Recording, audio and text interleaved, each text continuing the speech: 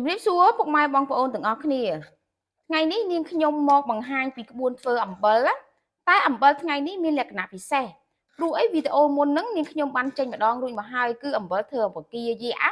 តែថ្ងៃនេះមិនមែនបកាយៈទេគឺបកាធម្មតាប៉ុន្តែគ្រឿងរបស់វាហ្នឹងគឺមានលក្ខណៈពិសេសជាងមុនបន្តិចដោយសារនេះគឺនាងខ្ញុំបន្ថែមបកាហើយនឹងយឺហឺក្រៀមបន្តិចនេះយឺហឺនេះណាហើយបន្ថែមជាមួយនឹងកាពិបន្តិចនិយាយរួមទៅគ្រឿងផ្សំថ្ងៃនេះពិសេសរសជាតិប្លែកហើយឆ្ងាញ់មិនមែនប្លែកហើយអត់ឆ្ងាញ់ទេណាបងប្អូនអំបិលម្ទេសមួយចាននេះណាបងប្អូនមានហើយញ៉ាំជាមួយស្អីក៏ត្រូវដែរបងប្អូនពេលខ្លះដាច់ស្បៀងដាច់អាហារម៉មម៉មញ៉ាំជាមួយនឹងបាយកកក៏ឆ្ងាញ់ណាបងប្អូនមិនថាមួយជាមួយជូរទេណាឥឡូវនេះខ្ញុំដាក់ជាមួយនឹងម្ជូរមកណានេះបងប្អូននេះដាក់មួយយឺហឺឆ្ងាញ់ណាឈ្ងុយកាពិឈ្ងុយយឺហឺរបស់ខ្ញុំឈ្ងុយបកាបងប្អូនតោះឥឡូវកុំបង្អង់យូរបងប្អូនខ្ញុំជឿថាបងប្អូនមកសឹងតែ99%ឃើញវីដេអូនេះខ្ញុំឲ្យដឹងតាលាបទឹកមាត់លាបទឹកកហើយខ្ញុំជឿអញ្ចឹងណែមកតោះឥឡូវយើងកុំបង្អង់យូរយើងចាប់ផ្ដើមធ្វើទៅ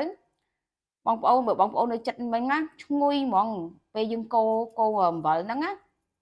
ថាឆ្ងាញ់អស់ទាស់ហ្មងណាបងប្អូនមើលគាសាច់បកាឲ្យបងប្អូនមើលសិនណែតតែអញ្ចេះអញ្ចឹងណាដាក់មកអញ្ចឹងអីមកណែឃើញទេតោះយើងចាប់តាមធ្វើតែកុំភ្លេចណាបើបងប្អូនពេញចិត្តវីដេអូហ្នឹងជួយ Subscribe ជួយ Like ជួយ Share វីដេអូនេះខ្ញុំអ្នកមួយចេញទៅណាតោះ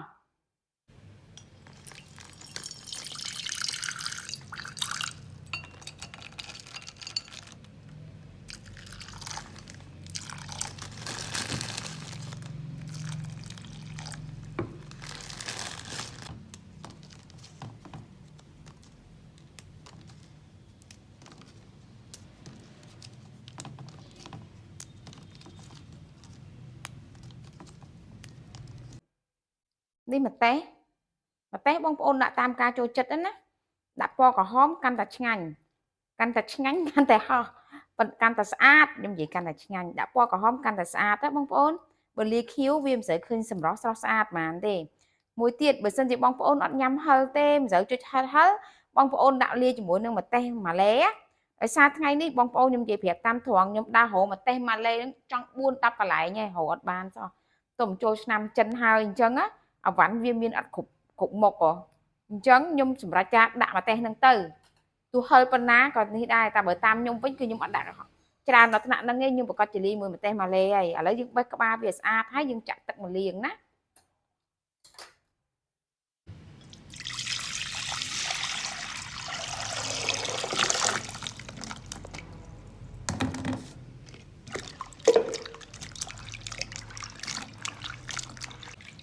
យើងយកម្ទេសយើងលាងឲ្យស្អាតណាលាងឲ្យបានច្រើនទឹកមកពី3ទឹកណាឲ្យអស់ដីបកាក្រៀមនេះខ្ញុំយកមកត្រាំទឹកណាត្រាំទឹកឲ្យបានវា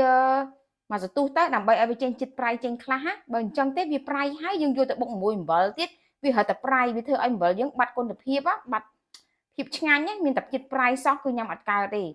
ឡូវខ្ញុំត្រាំវាហើយខ្ញុំលាងឲ្យបានពី3ទឹកតោះយើងយកទៅលាងមក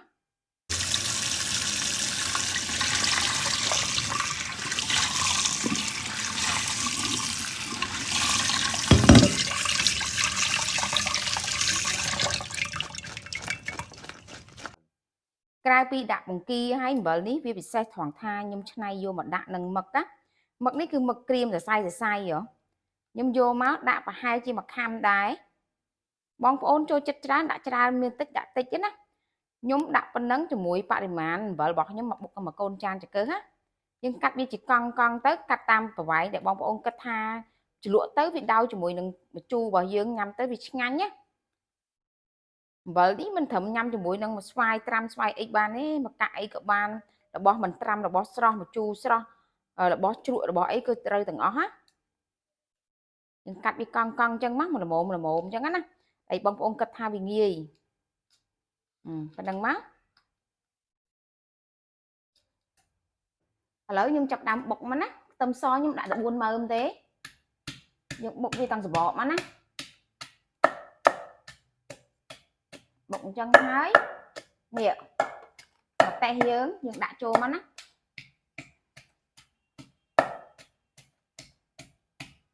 បុកម្ទេសឲ្យខ្ញុំដាក់ស្ករបន្តិចកុំឲ្យវាខ្ទាតខ្លាំងពេកណាកន្លែងនេះស្ករសដាក់បន្តិចសិនមកកុំឲ្យវាខ្ទាតចូលភ្នែកពេក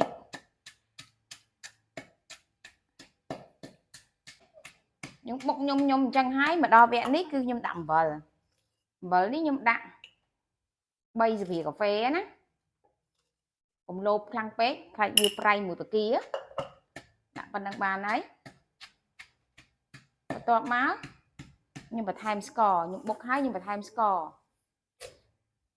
ប្រហែលជាខ្ញុំដាក់150 ក្រាមណាតែរៀងច្រើនតិចស្ករបងប្អូន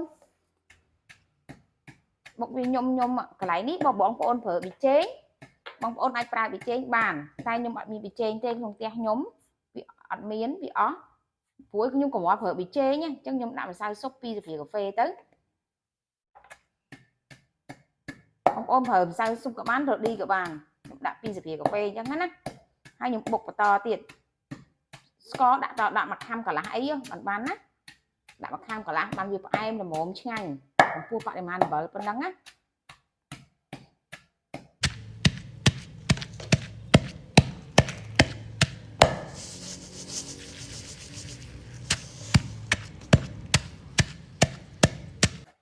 នេះបងប្អូនយើងបុកឲ្យបានប៉ុណ្ណឹងមកណាហើយបងប្អូនភ្លក់ប៉ុន្តែបងប្អូនកុំភ្លេចយើងនៅបន្ថែមកាពិ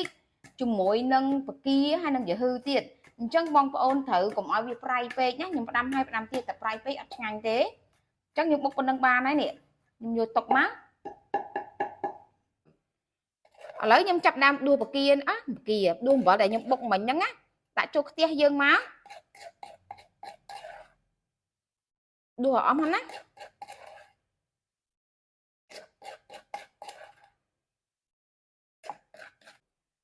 ខ្ញុំចាប់ដើមដាក់អំបិលម្ទេសរបស់ខ្ញុំឡើងចូលខ្ទះហ្នឹងហើយដាក់ឡើងចក្រានកូរទៅវាចេញសភាពបែបនេះណាបន្ទាប់មកនេះបងប្អូនខ្ញុំបន្ថែមមួយកាពិខ្ញុំថែមប្រហែលកន្លះស្លាបព្រាបាយទៅបងប្អូនអំបិលបរិមាណអំបិលប៉ុណ្ណឹងណាហើយយើងច្បល់កាពិហ្នឹងឲ្យវាសប់ចូលជាមួយនឹងអំបិលហ្នឹងទៅណាច្បល់សប់អញ្ចឹងហើយនេះយូហឺហើយនឹងបកាក្រៀមរបស់ខ្ញុំដាក់ចូលមកអស់មកណាច្បល់វាអស់មកយើងកូរវាទៅណាកូរវាឲ្យសប់ណាអត់មានងាស់យូរទេកូរឲ្យវាសប់មកសន្ទុះប្រហែល1 នាទី 2 នាទីយើងអាចបានហើយឃើញទេបងប្អូនតំណងអត់គ្រាន់ក្លិនឈ្ងុយពិសេសពិសាតែម្ដងណារួចរាល់ហើយឃើញទេបងប្អូនអត់មានអីពិបាកទេគឺងាយស្រួលណាស់ងាយស្រួលមែនតើធ្វើអំបិលហ្នឹងណាតែឥឡូវឆ្អិនហើយខ្ញុំបិទភ្លើងទៅ